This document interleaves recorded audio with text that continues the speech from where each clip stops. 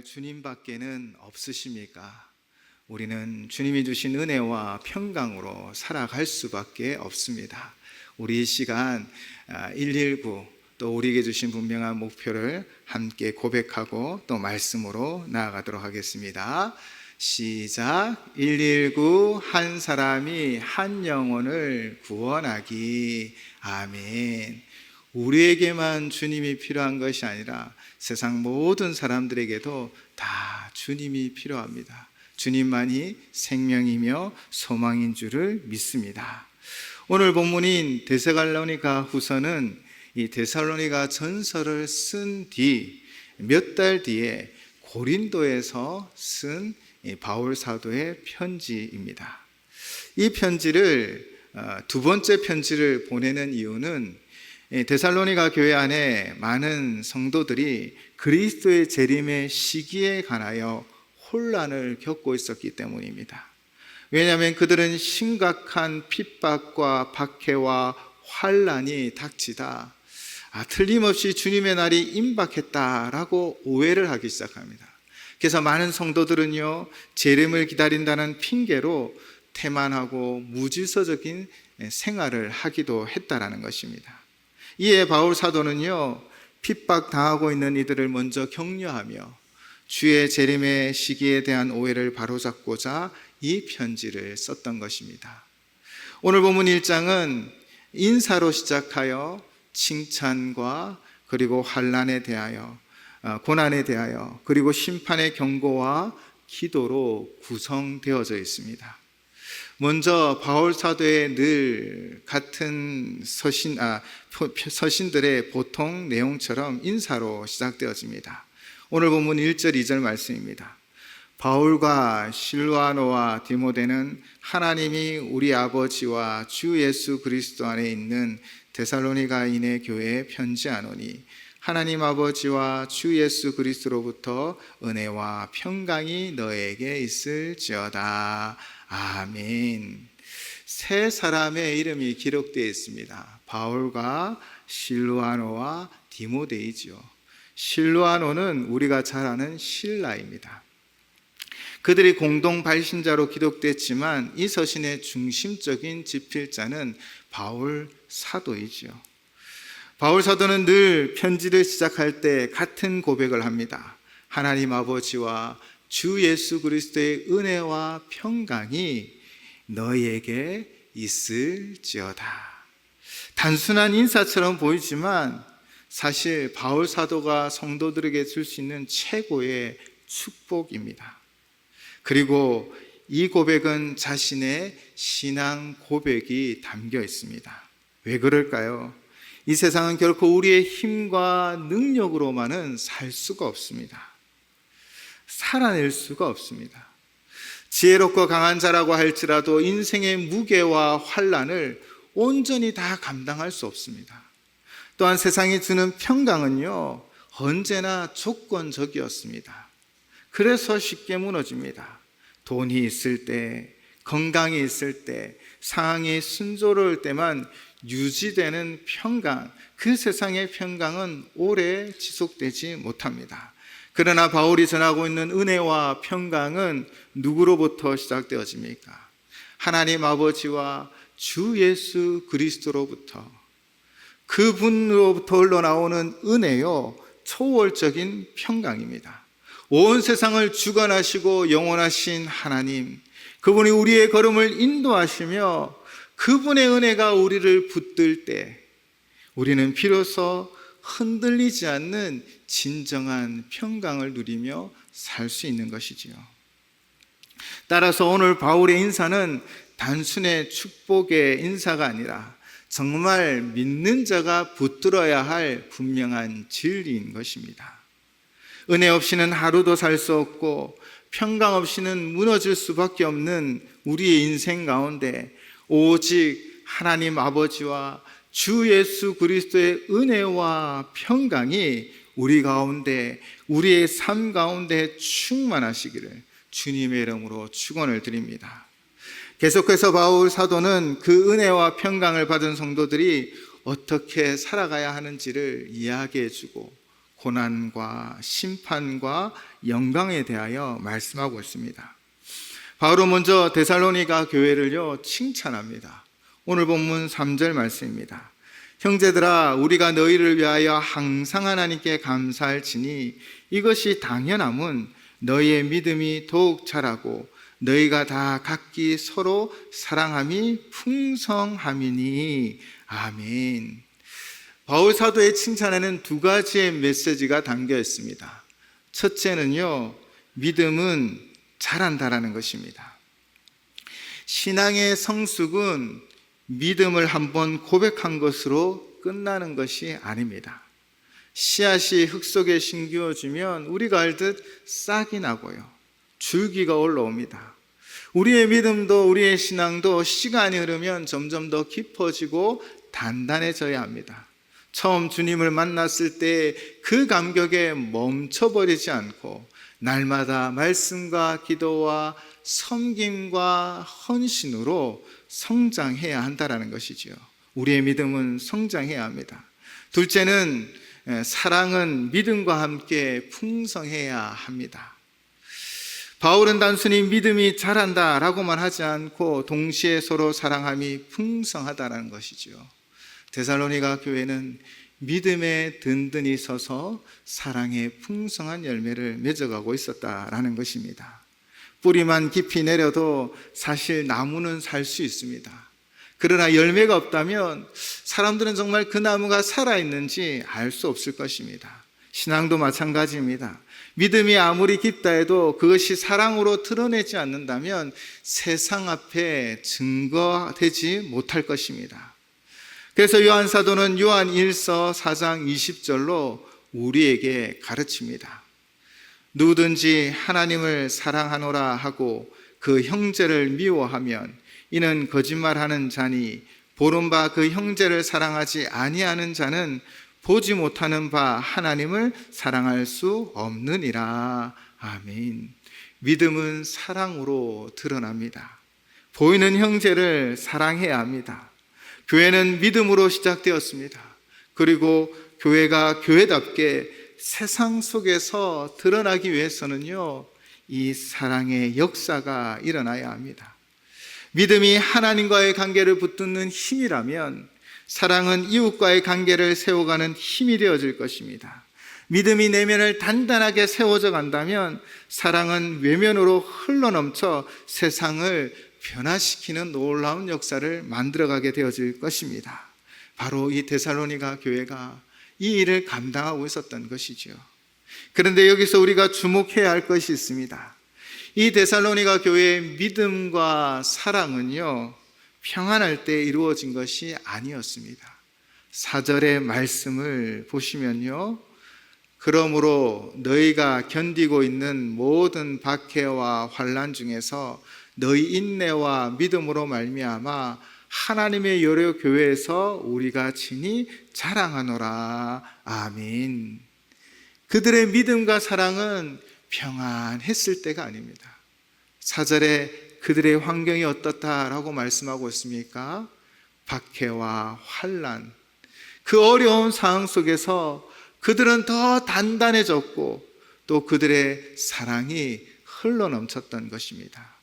세상이 그들을 억누를 때 그들의 믿음은 더 깊이 내려갔고 사랑은 더 넓게 흘러넘쳤던 것입니다. 바울은 이것을 단순히 견디는 정도로 보지 않았습니다. 그는 오히려 다른 교회들에게 이 데살로니 교회를 칭찬하고 있는 것입니다. 자랑하고 있는 것이지요. 왜냐하면 그들의 믿음은 고난을 통해 연단된 믿음이고 그들의 사랑은 박해 속에서도 더욱 풍성한 사랑이었기 때문입니다. 성경은 사실 이런 진리들을 반복해서 보여주고 있지요. 다니엘의 세 친구는 그 풀무불 속에서 더 빛나는 믿음을 보여줍니다. 욥은 설명할 수 없는 고난 속에서 내가 순금같이 나오리라 고백합니다. 초대 예루살렘에 큰 박해가 있었습니다. 그 박해에 디아스포라 성도들은 흩어졌지만 그 흩어진 성도들을 통하여 복음이 땅끝까지 더 멀리 전파되어졌지요. 불 속에서 단련된 금처럼 바람 속에서 뿌리를 깊게 내리는 나무처럼 고난은 믿음을 정결케 하고 사랑을 더욱 풍성하게 만들어 갔습니다. 결국 고난은 성도의 신앙을 무너뜨리려는 도구가 아니라 오히려 하나님이 사용하시는 성장의 도구였음을 우리는 발견할 수 있습니다. 이제 바울은 5절에서 10절로 하나님의 공의와 심판에 관하여 분명하게 선포하고 있습니다. 먼저 고난을 통해 하나님 나라에 합당한 자로 빚어가심을 이렇게 말씀하고 있습니다. 5절입니다. 이는 하나님의 공의로운 심판의 표요 너희로 하여금 하나님 나라에 합당한 자로 여김을 받게 하려 함이니 그 나라를 위하여 너희가 또한 고난을 받느니라. 아멘. 고난은 단순히 불행이나 불운이 아닙니다. 하나님은 그 고난의 과정을 통해 성도를 하나님 나라에 합당한 자로 세워가고 있죠. 마치 토기장이가 흙을 빚어 그릇을 만들고 뜨거운 불길을 통하여 단단하게 만들어가는 것 같습니다. 여러분, 정말 욥을 한번 생각해 보십시오. 욥은 이유를 알 수 없는 극심한 고난을 당했습니다. 재산도 자녀도 다 잃고 건강마저 빼앗겼지만 그는 믿음을 버리지 않았고 결국 이런 고백을 하였습니다. 욥기 23장 10절 말씀입니다. 그러나 내가 가는 길을 그가 아시나니 그가 나를 단련하신 후에는 내가 순금같이 되어 나오리라. 아멘. 욥의 고난은 하나님이 그를 버리셨다라는 증거가 아니라 오히려 하나님이 그를 더 순결한 믿음의 사람으로 세우고 계시다라는 표징이 되어진 것입니다. 성경은 고난을 하나님의 부재, 하나님이 계시지 않는 것이다 라고 보여주지 않습니다. 오히려 고난은 우리가 여전히 하나님 손길 안에 있음을 보여주는 분명한 증거임을 보여주고 있지요. 농부가 돌보지 않은 밭은요 그냥 잡초만 그리고 여러 풀로만 무성할 뿐입니다. 그러나 농부가 관심을 기울이는 밭은요 김을 메고 가지를 치고 때로는 그 가지를 꺾어내는 아픔이 있지만 그 과정, 그 힘들고 아픔의 과정을 넘어 결국 풍성한 열매를 맺게 하신다라는 것입니다. 바로 하나님께서 우리의 삶 가운데 함께 하셔서 우리를 연단하여 순금같이 인도하여 주실 줄을 믿습니다. 그러나 우리는 늘 고난을 만날 때 가장 먼저 드는 생각이 있지요. 하나님, 나를 버리신 것 아닙니까? 라는 두려움이기도 합니다. 그러나 오늘 본문은 분명히 말하고 있습니다. 고난은 하나님이 우리를 외면하신 증거가 아니라 오히려 우리를 하나님 나라에 합당한 자로 빚고 계시다라는 증거인 것입니다. 합당한 자이기 때문에 고난이 있는 것이지요. 고난은 성도의 믿음을 연약하게 만드는 것이 아니라 오히려 순금처럼 만들어갑니다. 고난은 성도의 사랑을 메마르게 하는 것이 아니라 오히려 더 깊고 진실하고 풍성한 사랑으로 만들어갑니다. 고난은 성도의 소망을 꺾어버리는 것이 아니라 오히려 하늘의 영광, 하늘나라를 더욱 간절하게 사모하게 만든다라는 것입니다. 고난 속에 하나님만을 예배하는 중국의 지하교회 성도들의 이야기를 우리는 듣기도 합니다. 그들은 예배를 드리기 위하여 좁은 지하실에서 작은 목소리로 찬양하고 기도합니다. 발각되면 직장을 잃을 수도 있고요. 또 감옥에 갈 수도 있음에도 불구하고 그들은 믿음을 지키기 위하여 모이기에 힘쓰지요. 한 성도가 이런 고백을 했다고 합니다. 우리가 고난을 당하는 것은 하나님이 우리를 떠나셨기 때문이 아닙니다. 오히려 하나님께서 우리를 끝까지 붙들고 계시다는 증거입니다. 고난 속에서 우리는 오히려 하나님을 더 선명하게 경험합니다. 이 고백은 데살로니가 교회의 모습과 다르지 않습니다. 박해와 환난 속에 믿음을 지킨 성도들은요 하나님 앞에 합당한 자로 성장해 갔습니다. 합당한 자로 만들어간 것이지요. 이것이 우리에게는 큰 도전이 되어집니다. 우리의 삶을 빚어 아름다운 그릇으로 만들어가는 토기장이 되신 하나님 앞에 우리의 삶을 드리며 지금의 환난과 고난과 아픔이 결국 하나님의 계획 속에 있음을 믿으시기 바랍니다. 둘째는 하나님은 반드시 공의롭게 행한다라는 것입니다. 실제로 데살로니가 교회는 주변의 많은 이들로부터 공격을 받고 믿지 않는 비그리스도인들로부터 유혹과 핀잔을 듣기도 하고 그들의 믿음을 흔들기도 하였지요. 그러나 바울은 이렇게 선언하고 있습니다. 6절입니다. 너희로 환난을 받게 하는 자들에게는 환난으로 갚으시고. 아멘. 이 말씀은 단순히 억울한 자들을 위로하는 말씀이 아닙니다. 이것은 하나님 성품에서 비롯된 확실한 약속입니다. 하나님은 거룩하시고 공의로우십니다. 그분은 결코 악을 그냥 지나치지 않으십니다. 인간의 눈에는 심판이 늦어지는 것처럼 보일 수 있지만 하나님의 때에 반드시 하나님은 악을 심판하시며 의를 세우십니다. 세상의 법정은요, 종종 불완전합니다.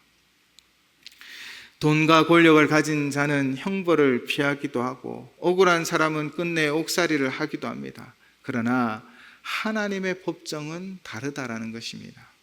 하나님은 은밀한 죄까지도 아시며 의인의 눈물을 기억하시는 분이십니다. 그래서 다윗은 이렇게 고백합니다. 시편 37편 1절 2절 말씀입니다. 악을 행하는 자들 때문에 불평하지 말며 불의를 행하는 자들을 시기하지 말지어다. 그들은 풀과 같이 속히 배임을 당할 것이며 불은 채소같이 쇠잔할 것이미로다. 아멘. 이 고백은 단순한 다윗의 감정의 고백이 아닙니다. 다윗은 하나님의 공의에 대한 확신이 있었습니다. 악인은 풀처럼 잠시 푸르지만 곧 시들고 말 것이라는 것이죠. 그러나 의인은 주님의 인자하심 속에서 영원히 서게 될 것이다. 그 확신을 다윗은 시편 52편 8절로 이렇게 고백합니다. 그러나 나는 하나님의 집에 있는 푸른 감람나무 같으며 하나님의 인자하심을 영원히 의지하리로다. 아멘. 우리의 삶 속에 불의가 더 크게 보일 때도 있을 것입니다. 악을 행하는 자들이 잘 되고 정직하게 살려는 우리가 오히려 손해를 보는 것 같은 때도 있을 것입니다. 그러나 오늘 말씀은 우리에게 분명하게 약속하고 있습니다. 하나님은 반드시 갚으시는 분이십니다. 억울함을 당해도 원망하지 마시고 하나님의 공의의 심판에 맡기시기 바랍니다. 악인의 형통한 것을 보고 부러워하지 마시고 하나님이 반드시 악인의 길을 갚으실 것을 기억하시기 바랍니다. 우리가 고난 중에도 낙심하지 않는 이유는 바로 하나님께서 공의로우시기 때문입니다. 그러므로 성도의 삶은 사실 복수와 보복이 있지 않습니다. 우리는 공의의 하나님께서 하나님께 모든 것을 맡기고 오직 사랑과 믿음으로 견디고 인내하며 살아가는 것이지요. 하나님의 공의는 더디지 않고 반드시 하나님의 때에 완전하게 이루어 주실 줄을 믿습니다. 이를 믿고 살아가는 사람이 하나님이 기뻐하시는 합당한 자인 것입니다. 셋째, 마지막 심판을 통하여 합당한 자에게 주어지는 안식과 영광의 약속을 하시지요. 말씀하십니다. 바울은 이어서 분명히 말합니다. 믿는 자에게는 7절과 10절을 잠깐 살펴보시면 영원한 안식과 영광이 주어지고 9절에서는 복음을 거부한 자들에게는 영원한 멸망의 형벌이 있음을 분명하게 선언하고 있습니다. 마지막 때 완전한 심판이 이루어지는 것이지요. 고난은 잠시이지만 영광은 영원합니다. 성도가 흘리는 눈물은 결코 헛되지 않으며 그 눈물은 하늘 창고에 쌓여서 마지막 날의 기쁨으로 변화되어질 줄을 믿습니다.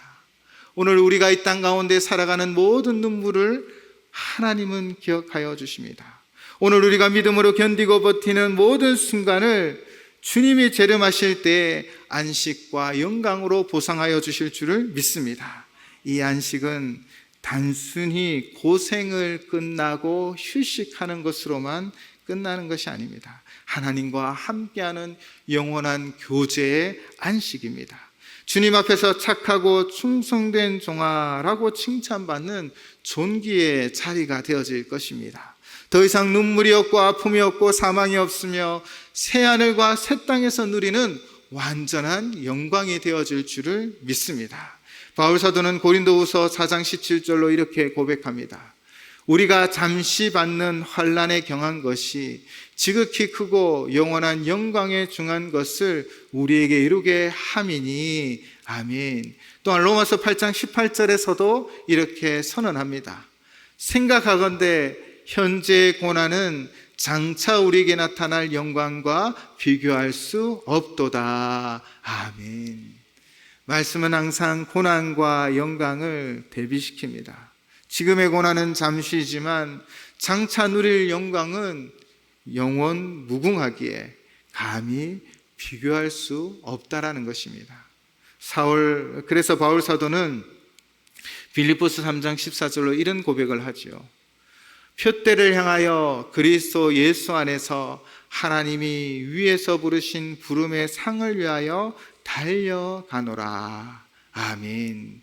경주하는 동안 땀을 흘리고 근육이 떨리기도 하고 호흡이 가빠지기도 합니다.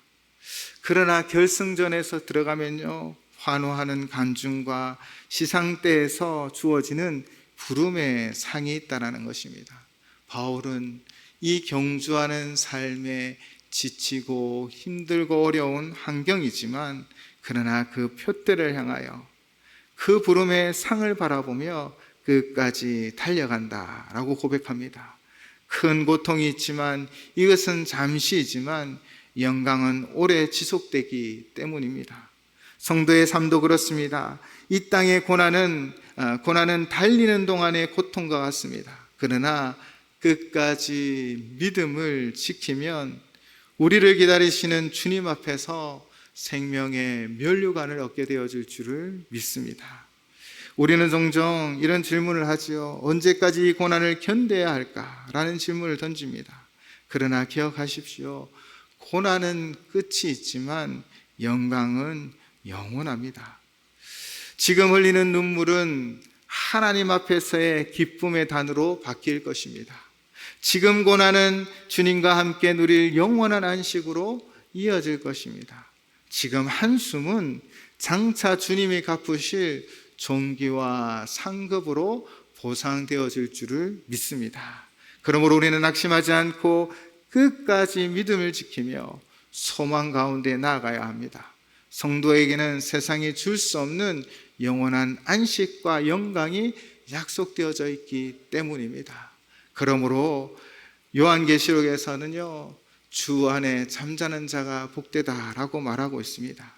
주님 안에서 끝까지 믿음으로 나아가 복된 영광을 맞이하시기를 주님의 이름으로 축원을 드립니다.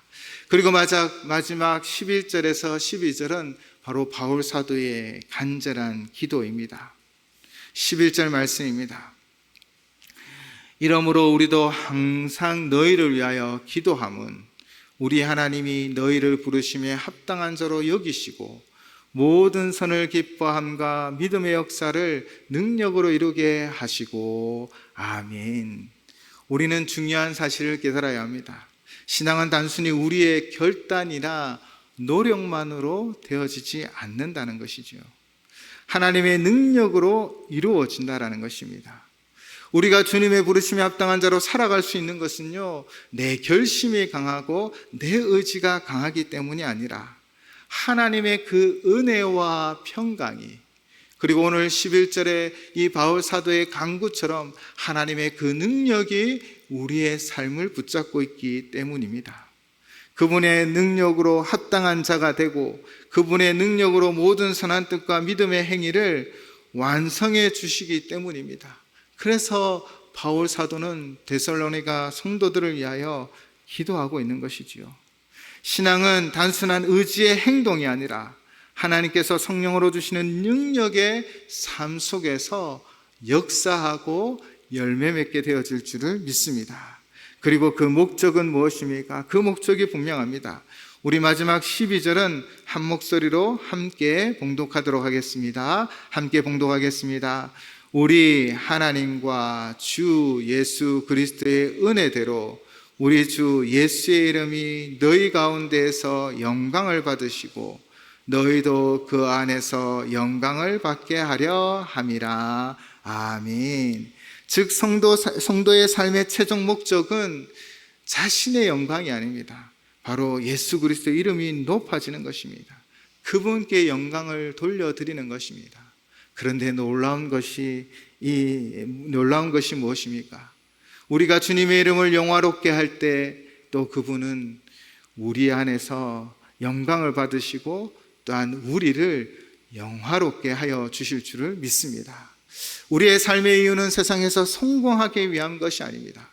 우리는 오직 예수 그리스도 그분께 영광을 돌려드리고 그분의 이름을 영화롭게 하는 삶을 살아가셔야 합니다. 그럴 때 우리 또한 하나님으로부터 칭찬받고 또 예수 그리스도의 영광이 드러나는 또 영광스러운 삶을 살아가게 되어줄 줄을 믿습니다. 바울 사도는 이 일을 위하여 간절히 기도하고 있습니다. 말씀을 마무리하겠습니다. 한 주간 하나님의 은혜와 평강이 우리 모든 성도님의 삶들을 주관하여 주시기를 주님의 이름으로 축원을 드립니다. 데살로니가 교회는요, 평탄할 때가 아니었습니다. 환난과 핍박이 있었지만 믿음에 든든히 서서 사랑의 풍성한 열매를 맺어갔습니다. 그것이 바로 살아있는 교회의 모습이죠. 고난은 성도를 무너뜨리는 것이 아니라 하나님 나라의 합당한 자로 빚어지는 과정입니다. 그 고난 가운데 하나님은 공의롭게 심판하십니다. 우리가 만나는 환난을 판단하여 주십니다.